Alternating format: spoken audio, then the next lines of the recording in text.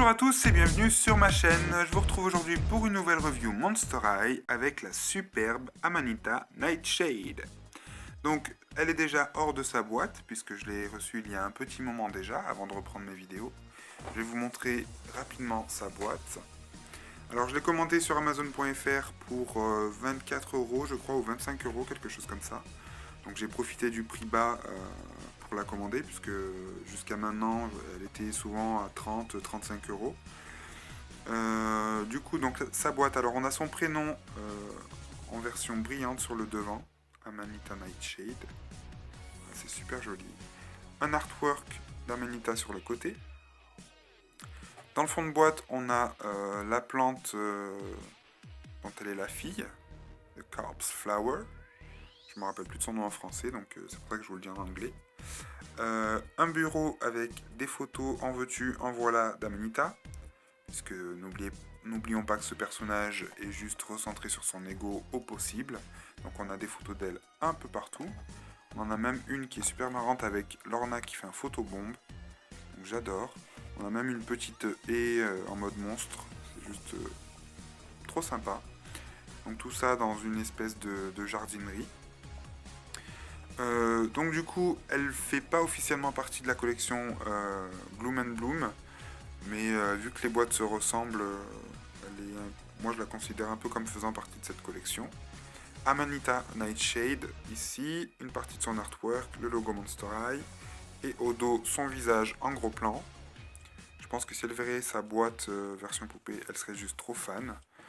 Et ici, on a Amanita Nightshade, la mauvaise graine de la fleur cadavre. Voilà, la fleur cadavre. Voilà. En même temps, c'est pas compliqué à trouver. Bon, bref, voici pour sa boîte. Alors, pour être honnête, de base, quand j'ai vu cette poupée, j'étais vraiment pas fan. Hop, on sort son journal. Parce que je trouvais qu'elle elle ressemblait énormément à Vénus. Je trouvais sa tenue pas super détaillée, ni ses couleurs. Je trouvais qu'elle manquait d'originalité, donc je m'étais dit que je ne la prendrais pas. Et puis à force de voir des reviews, des photos, des commentaires sur cette poupée, je me suis dit bon ben pourquoi pas, vu le prix, je vais la commander et puis au pire des cas si elle me plaît pas, je la revends. Et au final je suis juste super satisfait de cette doll. Elle est vraiment magnifique, elle est très originale, elle n'a rien à voir avec Vénus, elles n'ont pas du tout le même moule de visage, elles n'ont même pas la même couleur de peau. Amanita a une peau légèrement plus claire que Vénus. Et puis j'adore ses cheveux. Voilà, la mienne n'est pas, c'est pas trop un raté au niveau de la coiffure. Je l'ai sortie de la boîte, je l'avais pas recoiffée, donc je la laisse comme ça. Je trouve que c'est pas le pire. Donc ses cheveux sont bleu foncé et violet. Donc j'adore les couleurs en fait. En vrai, de toute façon, les poupées sont toujours plus appréciées que sur les photos, donc voilà. Elle a une fleur en guise de barrette ici. Donc là, je viens de faire tomber sa pochette. Elle a des boucles d'oreilles noires. Voilà, donc qui je sais pas. Je crois que j'ai déjà vu ces boucles d'oreilles sur une Cléo, version dorée, je suis pas sûr. Ses sourcils sont violets. Son make-up est composé de feuilles. Donc je trouve ça juste trop stylé. Ses yeux sont violets, tout comme son rouge à lèvres. Autour du cou, elle a un collier représentant des racines noires. En accessoire, elle a son portable dans la main. Elle a un sac ici. Je sais pas si on va bien le voir. Alors je suis désolé, j'ai enlevé le flash parce que sinon on voyait rien du tout avec la couleur de sa peau. Donc voilà, ça fait comme des petites fleurs. Donc son sac s'ouvre. Alors on peut pas y mettre grand chose dedans, on peut même pas y rentrer son eye coffin, ce qui est un peu dommage. Au niveau des mains, elle a un bracelet, ah oui là. Elle a un bracelet à pointe ici. Donc assez simple. Sa tenue est une jolie robe. Voilà, avec des épaulettes noires en... Enfin, c'est pas du simili-cuir, mais dans une matière qui ressemble, qui fait penser à du cuir du moins. Donc la couleur de lavande de la robe est plutôt lavande, voire lavande pâle. Et sur le bas de la robe, ça part comme des pétales. Voilà, donc ça devient vert et noir.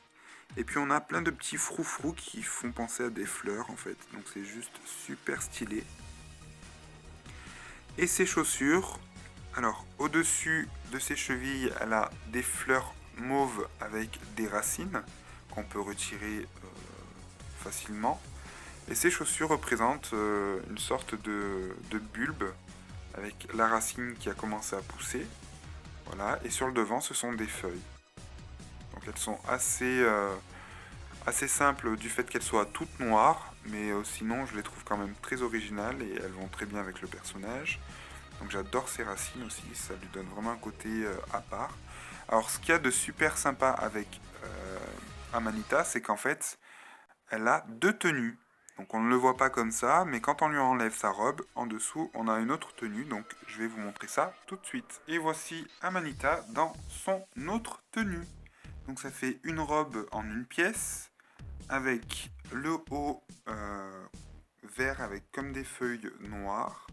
Et le bas, c'est une jupe, pas vraiment du cuir, mais c'est censé ressembler, je pense, à du cuir. Ça fait pas comme la robe de Rebecca, par exemple. C'est encore une autre matière. Je trouve que ça lui va super bien, je la trouve vraiment stylée dans cette tenue. Voilà. Alors, avant que j'oublie, elle a une petite pochette comme ceci, avec une fleur sur le devant. Si ça veut bien, ça veut pas, hop. On va essayer comme ça. Voilà. Et à l'intérieur de la pochette, on a bien entendu une photo d'Amanita. Donc elle s'adore vraiment énormément. Hop. On a donc le socle et la brosse, bien entendu, qu'on retrouve chez quasiment toutes les Monster High. Et son journal intime, voilà, la vie d'Amanita, Amanita Nightshade. Le présent ouvrage fait le récit d'une évasion audacieuse, d'une aventure ardue, d'un léger malentendu et d'une autre sorte d'évasion. Et à l'intérieur, on doit voir son artwork ici. Voilà, qui est juste magnifique. Et sa bio en français. Donc je vous laisse mettre pause si vous voulez la lire. Peut-être qu'il y a un texte aussi. Oui, il y a une partie ici, histoire racontée en français. Voilà.